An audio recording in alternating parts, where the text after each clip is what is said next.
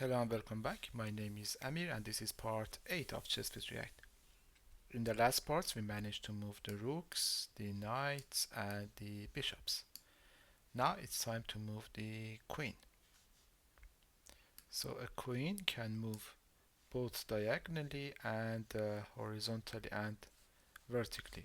So just like a rook and a bishop combined. So if I go here, if you look at my queen here, you can see that it can move like a rook in this direction and in this direction, and like a bishop in this direction and in this direction. So it would be pretty easy to write that because we already have the logic for the rook and for the bishop, and it would be just adding them together and then we're ready. So yeah, let's go here to the get moves and let's say export const get queen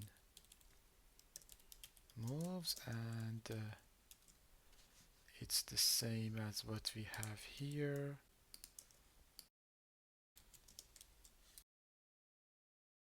We would just say that the moves are an array of two things: get the rook moves and get the bishop moves.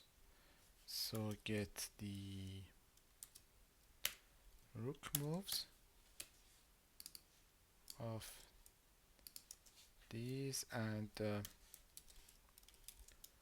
get the bishop moves of the same values, and in the end just return the moves.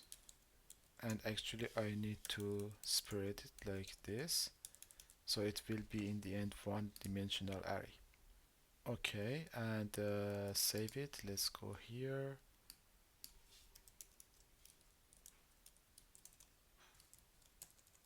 So, and is this queen, and then give me the queen moves like so, and I think we're off to go.